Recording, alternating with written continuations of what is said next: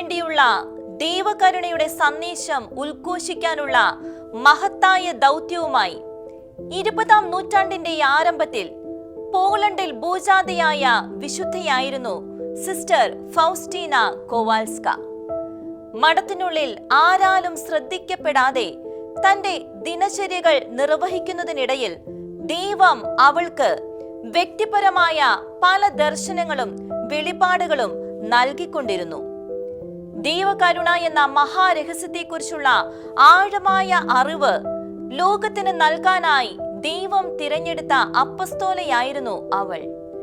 ദൈവഹിതവുമായി തന്റെ മനസ്സിനെ പൂർണ്ണമായും ഐക്യപ്പെടുത്തിയ സ്വർഗത്തിന്റെയും സഭയുടെയും ഈ അമൂല്യ രത്നത്തെപ്പറ്റി ഷെക്കീന ന്യൂസ് സംരക്ഷണം ചെയ്യുന്ന ദൈവകരുണയുടെ അപ്പസ്തോല എന്ന ഈ പ്രത്യേക പരിപാടിയിലേക്ക് പ്രിയ പ്രേക്ഷകർക്ക് സ്വാഗതം.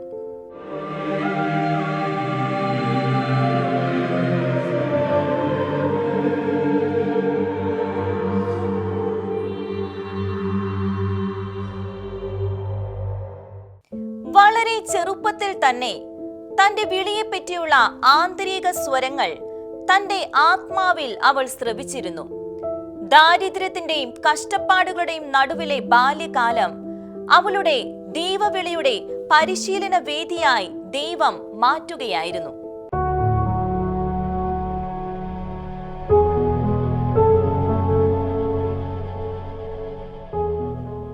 വയസ്സു മുതൽ സന്യാസ ജീവിതത്തിലേക്കുള്ള ദൈവവിളിയുടെ കൃപ വളരെ വ്യക്തമായി കുഞ്ഞു ഹെലന് അനുഭവപ്പെട്ടിരുന്നു. തന്റെ ആ വിളിയെ നിരാകരിക്കാനും വിനോദങ്ങൾ കൊണ്ട് അമർച്ച ചെയ്യാനും അവൾ ശ്രമിച്ചുകൊണ്ടിരുന്നു. എന്നിട്ടും ദൈവകൃപ അവളുടെ ആത്മാവിൽ വിജയം വരിച്ചു. ഒരിക്കൽ ഒരു നൃത്ത പരിപാടിയിൽ പങ്കെടുക്കുകയായിരുന്ന അവളുടെ ആത്മാവ് വളരെയധികം ഹൃദയനൊമ്പരം അനുഭവിക്കാൻ ഇടയായി. നൃത്തം ചെയ്യാൻ ആരംഭിച്ചപ്പോൾ പെട്ടെന്ന് തൻ്റെ അരികിൽ അവൾ ഈശോയെ കണ്ടു. ഈശോ അവളോട് ഇപ്രകാരം ചോദിച്ചു: എത്ര നാൾ ഞാൻ നിനക്കായി കാത്തിരിക്കും? എത്ര നാൾ നീ എന്നെ ഒഴിവാക്കും?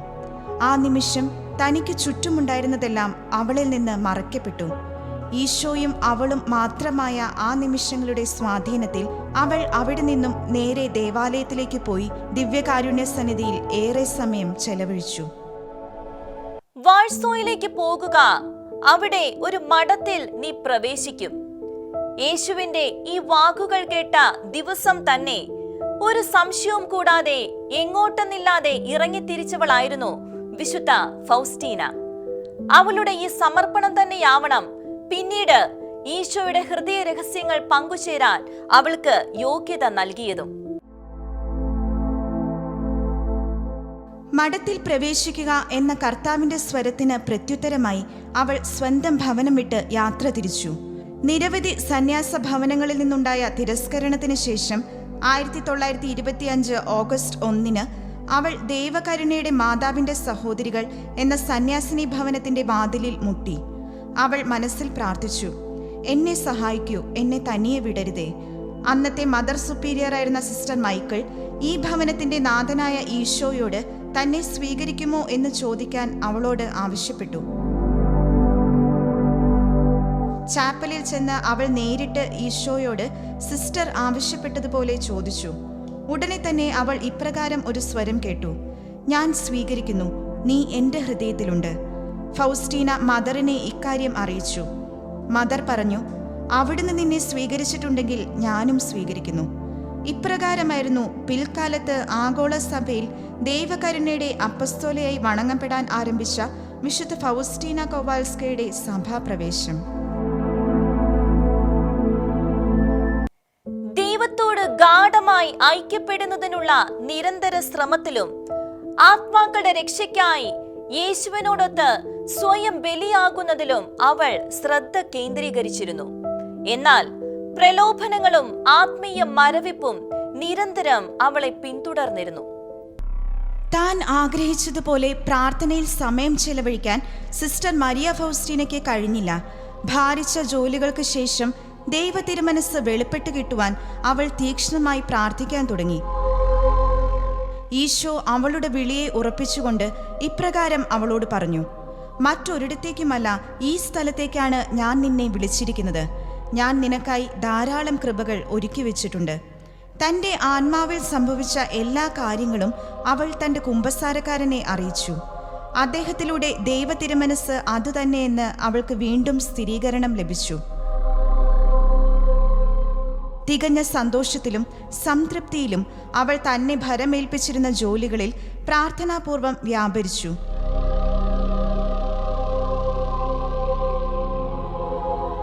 തൻ്റെ സഭാപ്രവേശനത്തെക്കുറിച്ച് അവൾ തൻ്റെ ഡയറിയിൽ ഇപ്രകാരം രേഖപ്പെടുത്തി: പറുദീസ ജീവിതത്തിലേക്ക് പ്രവേശിച്ചതുപോലെ എനിക്ക് തോന്നി. കൃതജ്ഞതയുടെ പ്രാർത്ഥന മാത്രം എൻ്റെ ഹൃദയത്തിൽ നിന്ന് ഉയർന്നുകൊണ്ടിരുന്നു. വിശുദ്ധ ഫൗസ്റ്റീനായുടെ അസാധാരണമായ മിസ്റ്റിക് ജീവിതത്തെപ്പറ്റി മനസ്സിലാക്കുന്നത് അത്ര എളുപ്പമുള്ള ഒന്നല്ല. മരണാനന്തര ജീവിതത്തെപ്പറ്റിയും നിത്യവിധിയെപ്പറ്റിയും നിർണായകങ്ങളായ പല ദർശനങ്ങളും വെളിപാടുകളും ദൈവം അവൾക്ക് നൽകി.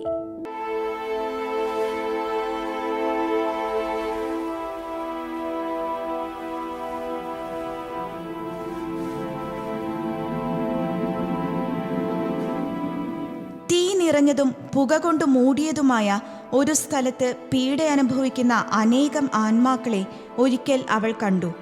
അവർ വളരെ തീക്ഷ്ണതയോടെ പ്രാർത്ഥിച്ചിരുന്നു. ദൈവത്തിനായുള്ള ദാഹമായിരുന്നു അവരുടെ ഏറ്റവും വലിയ സഹനം. പീഡ അനുഭവിക്കുന്ന ആത്മാക്കൾ അവളുടെ അടുക്കൽ പ്രാർത്ഥന അഭ്യർത്ഥനയുമായി വരുമായിരുന്നു.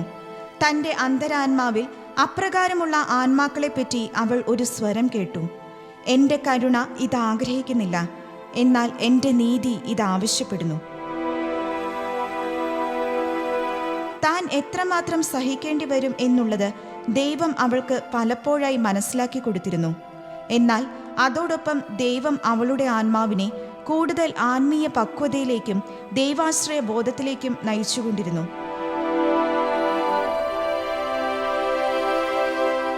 തന്നെ സമീപിക്കുന്ന എല്ലാവർക്കും സന്തോഷം ഉളവാക്കാൻ തക്കവിധമാണ് അവൾ പെരുമാറിയിരുന്നത്. സഹനങ്ങളുടെയും രോഗങ്ങളുടെയും മധ്യേ തന്നോട് വിശ്വസ്തത പുലർത്തിയ തൻ്റെ ദാസിയെ ദൈവം മാനിച്ചു. വിശുദ്ധ ഫൗസ്റ്റീന തന്റെ ഡയറിയിൽ ഇപ്രകാരം കുറിച്ചു: ദൈവവുമായുള്ള ഗാഢമായ ഐക്യം മാത്രമാണ് ഒരാത്മാവിനെ പരിപൂർണതയിൽ എത്തിക്കുന്നത്. വിശുദ്ധിയുടെ പരിപൂർണതയുടെയും അടിസ്ഥാനം ദൈവഹിതവുമായി മനസ്സിനെ പൂർണ്ണമായും ഐക്യപ്പെടുത്തുന്നതാണ്. ദൈവവുമായുള്ള ഈ ആത്മബന്ധത്തിന്റെ പ്രതിഫലനമായിരുന്നു അവളുടെ വിശുദ്ധ ജീവിതം.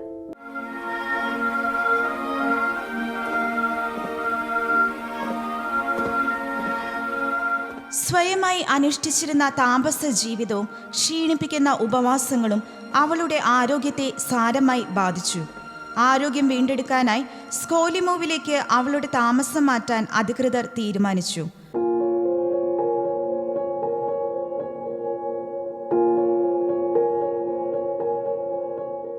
അവിടെയും അവൾക്ക് ദിവ്യാനുഭൂതികളും ദർശനങ്ങളും ഉണ്ടായിക്കൊണ്ടിരുന്നു.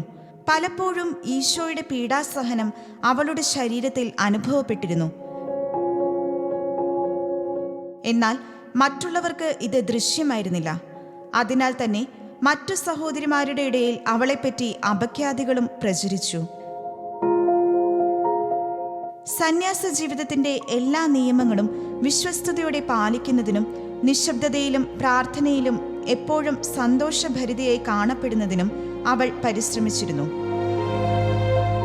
താൻ അനുഭവിക്കുന്ന വേദനകളുടെയും സന്തോഷങ്ങളുടെയും ഏർപ്പെടുന്ന ജോലികളുടെയും അവസ്ഥകളെല്ലാം സിസ്റ്റർ ഫൗസ്റ്റീന ഈശോയുമായി ബന്ധപ്പെടാനുള്ള അവസരങ്ങളാക്കി മാറ്റി.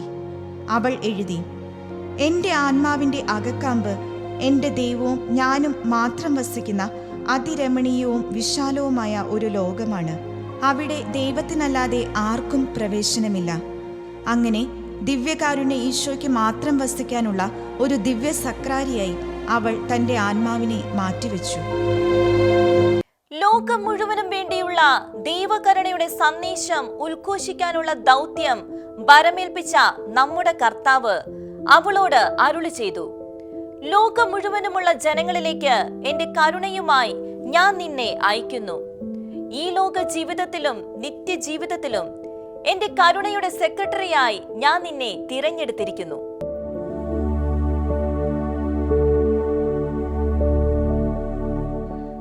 1931 ഫെബ്രുവരി 22 ദൈവകരുണയെ പറ്റിയുള്ള ശ്രേഷ്ഠവും അസാധാരണവുമായ ദർശനം വിശുദ്ധ ഫൗസ്റ്റീനയ്ക്ക് ലഭിച്ചത്.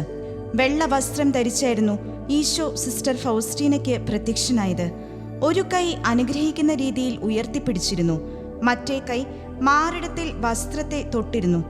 മാറിടത്തിൽ വസ്ത്രത്തിന്റെ തുറന്നിരിക്കുന്ന ഭാഗത്തുനിന്ന് 2 വലിയ പ്രകാശരശ്മികൾ പുറത്തേക്ക് ബഹിർഗമിച്ചിരുന്നു. ഒരെണ്ണം ചുവന്നതും മറ്റേത് മങ്ങിയതുമായിരുന്നു. അവൾ നിശബ്ദയായി കർത്താവിൽ അതീവ സന്തോഷത്തോടെ ദൃഷ്ടിയുറപ്പിച്ചു നിന്നു. ഈശോ അവളോട് പറഞ്ഞു, നീ കാണുന്നത് പോലെ ഒരു ഛായാചിത്രം ഈശോയെ, അങ്ങയിൽ ഞാൻ ശരണപ്പെടുന്നു എന്ന കയ്യൊപ്പോടെ വരയ്ക്കുക. ഈ ചിത്രം ആദ്യം നിങ്ങളുടെ ചാപ്പലിലും പിന്നീട് ലോകം മുഴുവനിലും വണങ്ങപ്പെടണമെന്ന് ഞാൻ ആഗ്രഹിക്കുന്നു.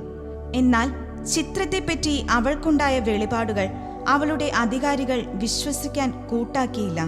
തൻ്റെ ഉൾപ്രേരണകളിൽ നിന്ന് സ്വയം ഓടിയകലാൻ ശ്രമിച്ചപ്പോൾ വിധി ദിവസത്തിൽ വളരെയേറെ ആത്മാക്കൾക്ക് താൻ ഉത്തരം പറയേണ്ടി വരുമെന്ന സ്വരം അവൾ കേട്ടു. ഛായാചിത്രം വരയ്ക്കുന്നത് സംബന്ധിച്ച് ആത്മാവിൽ വളരെ ക്ലേശം അനുഭവിച്ചുകൊണ്ടിരിക്കെ സക്രാരിയിൽ നിന്ന് അവൾ വീണ്ടും ഒരു സ്വരം കേട്ടു. എൻ്റെ മകളെ, നിന്റെ സഹനങ്ങൾ അധികകാലം നീണ്ടു നിൽക്കുകയില്ല. 1934 ജൂണിൽ സിസ്റ്റർ ഫൗസ്റ്റീനയുടെ നിർദ്ദേശങ്ങളനുസരിച്ച് ആർട്ടിസ്റ്റ് കാസിമിറോസ്കി കരുണയുടെ ഈശോയുടെ ചിത്രം പൂർത്തിയാക്കി. എന്നാൽ അത് കണ്ടപ്പോൾ താൻ ദർശിച്ച ഈശോയെ പോലെ ചിത്രത്തിന് സൗന്ദര്യമില്ലാതിരുന്നത് കണ്ട് സിസ്റ്റർ ഫൗസ്റ്റീന കരഞ്ഞു. വിശുദ്ധ ഫൗസ്റ്റീന ദൈവകരുണ തന്നിലൂടെ പ്രതിഫലിപ്പിക്കാൻ അതിയായി അഭിലഷിച്ചിരുന്നു. അവൾ പ്രാർത്ഥിച്ചു, ഓ യേശുവേ, അങ്ങയുടെ ദിവ്യമായ കരുണ എന്റെ ആത്മാവിലും ഹൃദയത്തിലും മുദ്രയായി പതിപ്പിക്കണമേ. ഈ ലോക ജീവിതത്തിലും നിത്യജീവിതത്തിലും എന്റെ അനന്യത ഇതായിരിക്കട്ടെ.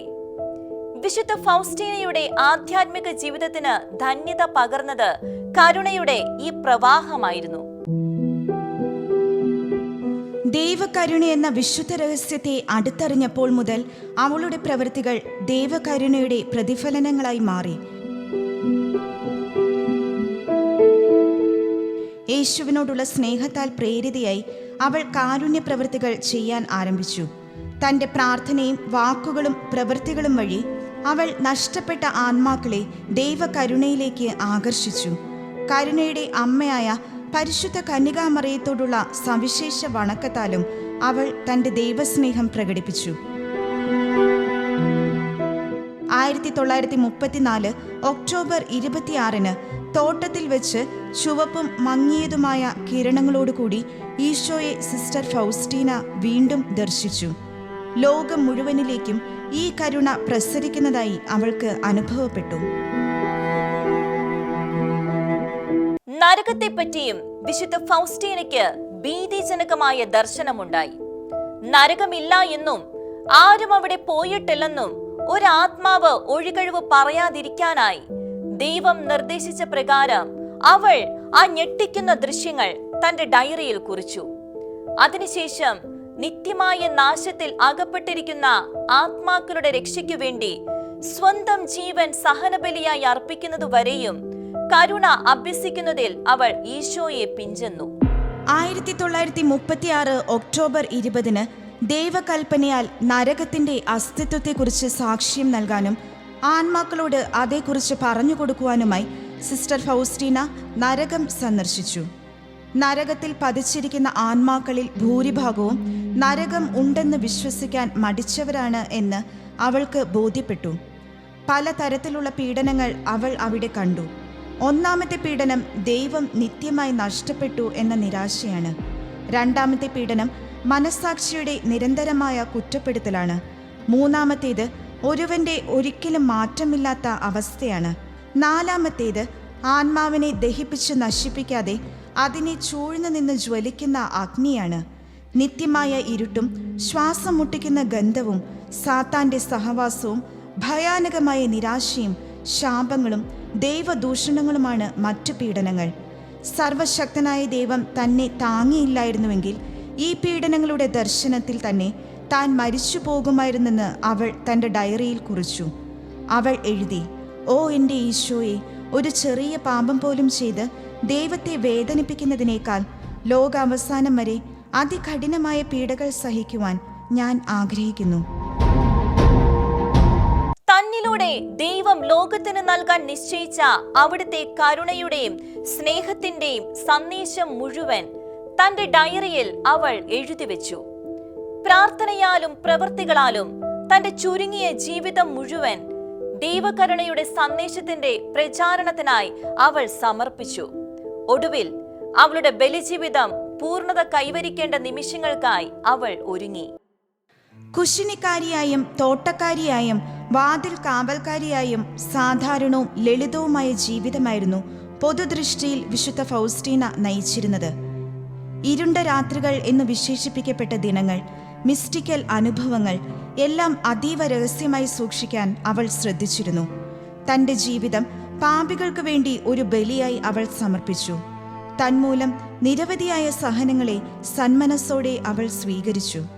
അവളുടെ ജീവിതത്തിൻ്റെ അന്തിമഘട്ടത്തിൽ സഹനരാത്രികളുടെ ആത്മീയ പീഡകളും ശാരീരിക രോഗങ്ങളും മൂർച്ഛിച്ചു. ദഹനേന്ദ്രിയ വ്യൂഹത്തെയും ശ്വാസകോശത്തെയും ബാധിച്ച ക്ഷയരോഗം അവളെ ഏറെ ക്ലേശിപ്പിച്ചു. മാസങ്ങൾ ചികിത്സയിൽ കഴിയേണ്ടതായി വന്നു. 1938 ഒക്ടോബർ 5 തികഞ്ഞ ആത്മീയ പക്വതയിലും വിശുദ്ധിയിലും അവൾ തൻ്റെ നാഥനിൽ നിത്യമായി ലയിച്ചു. 13 വർഷത്തെ സന്യാസ ജീവിതം നയിച്ച അവൾക്ക് മരിക്കുമ്പോൾ 33 വയസ്സ് മാത്രമേ പ്രായം ഉണ്ടായിരുന്നുള്ളൂ. 1993 ഏപ്രിൽ 18 ലോകം മുഴുവൻ ദൈവകരുണയുടെ തിരുനാൾ ആഘോഷിക്കുന്ന പുതുഞായറാഴ്ച റോമിൽ വെച്ച് ജോൺ പോൾ രണ്ടാമൻ മാർപ്പാപ്പ സിസ്റ്റർ മരിയ ഫൗസ്റ്റീനയെ വാഴ്ത്തപ്പെട്ടവളായി പ്രഖ്യാപിച്ചു. 2000 ഏപ്രിൽ 30 അദ്ദേഹം തന്നെ വാഴ്ത്തപ്പെട്ട മരിയ ഫൗസ്റ്റീന കോവാൽസ്കയെ വിശുദ്ധയായി പ്രഖ്യാപിച്ചു. അതിരുകളും പരിമിതികളുമില്ലാതെ കർത്താവിനെ സ്നേഹിച്ച നിഷ്കളങ്കയും ധൈര്യശാലിയുമായിരുന്ന കർത്താവിന്റെ എളിയ മണവാട്ടിയായിരുന്നു വിശുദ്ധ ഫൗസ്റ്റീന കോവാൽസ്ക. ജീവിതത്തിന്റെ ഓരോ നിമിഷവും ഒരു തരത്തിൽ അല്ലെങ്കിൽ മറ്റൊരു തരത്തിൽ അവൾ ദൈവത്തെ മഹത്വപ്പെടുത്തി. അവളുടെ സ്നേഹാധിക്യത്തിൽ കർത്താവ് ഇപ്രകാരം പറഞ്ഞു: നിന്റെ സ്നേഹത്തെയോർത്ത് ഞാൻ ആനന്ദിക്കുന്നു. നിന്റെ നിഷ്കളങ്ക സ്നേഹം എനിക്ക് പ്രീതികരമാണ്.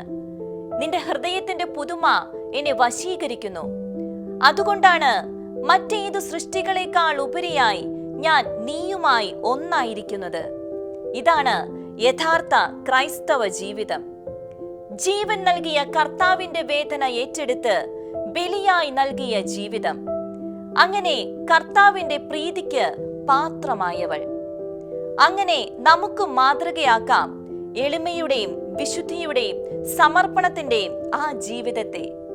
ദൈവകരുണയുടെ പ്രേക്ഷിതരായി നമുക്ക് രൂപാന്തരപ്പെടാം.